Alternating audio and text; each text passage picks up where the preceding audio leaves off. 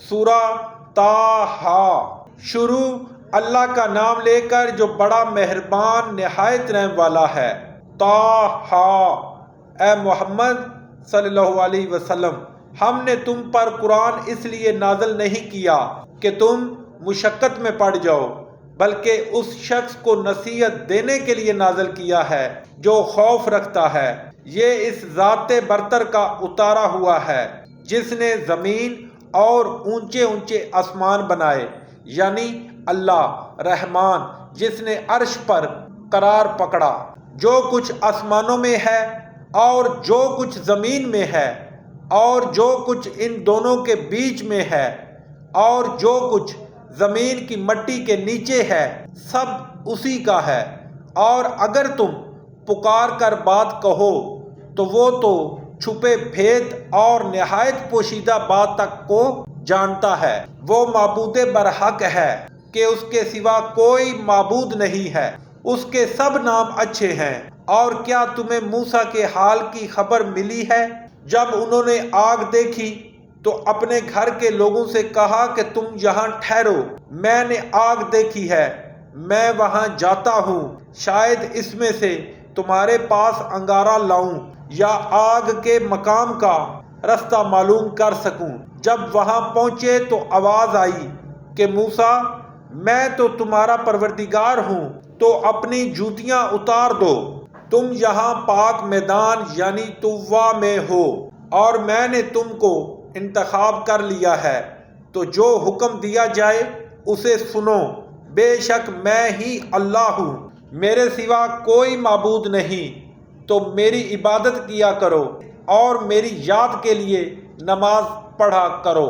قیامت یقیناً آنے والی ہے، میں چاہتا ہوں کہ اس کے وقت کو پوشیدہ رکھوں تاکہ ہر شخص جو کوشش کرے اس کا بدلہ پائے۔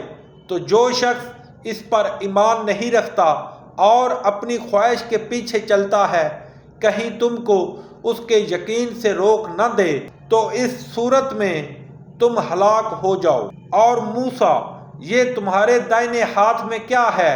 انہوں نے کہا، یہ میری لاٹھی ہے، اس پر میں سہارا لگاتا ہوں اور اس سے اپنی بکریوں کے لیے پتے جھاڑتا ہوں، اور اس میں میرے لیے اور بھی کئی فائدے ہیں۔ فرمایا کہ موسیٰ، اسے ڈال دو، تو انہوں نے اس کو ڈال دیا، وہ ناگہاں سانپ بن کر دوڑنے لگا۔ اللہ نے فرمایا کہ اسے پکڑ لو اور ڈرنا مت، ہم اس کو ابھی اس کی پہلی حالت پر لوٹا دیں گے، اور اپنا ہاتھ اپنی بغل سے لگا لو، وہ کسی عیب و بیماری کے بغیر سفید چمکتا دھمکتا نکلے گا۔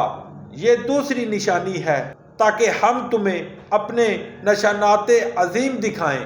تم فرعون کے پاس جاؤ کہ وہ سرکش ہو رہا ہے۔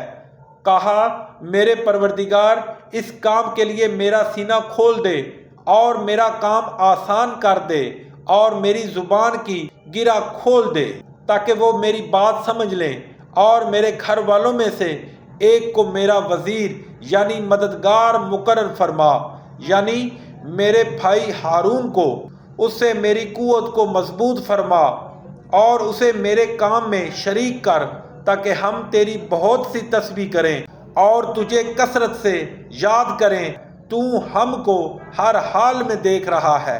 فرمایا، موسیٰ، تمہاری دعا قبول کی گئی، اور ہم نے تم پر ایک بار اور بھی احسان کیا تھا جب ہم نے تمہاری والدہ کو الہام کیا تھا۔ جو تمہیں بتایا جاتا ہے وہ یہ تھا کہ اسے یعنی موسیٰ کو صندوق میں رکھو، پھر اس صندوق کو دریا میں ڈال دو تو دریا اس کو کنارے پر ڈال دے گا، اور میرا اور اس کا دشمن اسے اٹھا لے گا۔ اور موسیٰ، میں نے تم پر اپنی طرف سے محبت ڈال دی، اس لیے کہ تم پر مہربانی کی جائے اور اس لیے کہ تم میرے سامنے پرورش پاؤ۔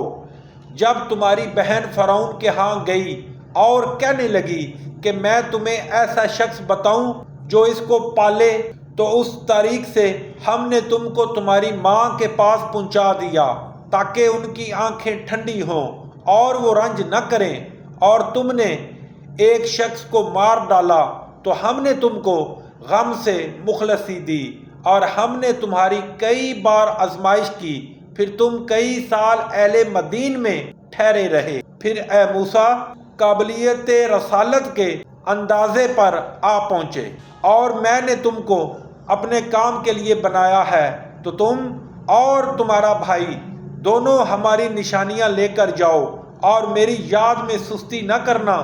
دونوں فرعون کے پاس جاؤ، وہ سرکش ہو رہا ہے، اور اس سے نرمی سے بات کرنا، شاید وہ غور کرے یا ڈر جائے۔ دونوں کہنے لگے کہ ہمارے پروردگار، ہمیں خوف ہے وہ ہم پر تعدی کرنے لگے یا زیادہ سرکش ہو جائے۔ اللہ نے فرمایا کہ ڈرو مت، میں تمہارے ساتھ ہوں اور سنتا اور دیکھتا ہوں۔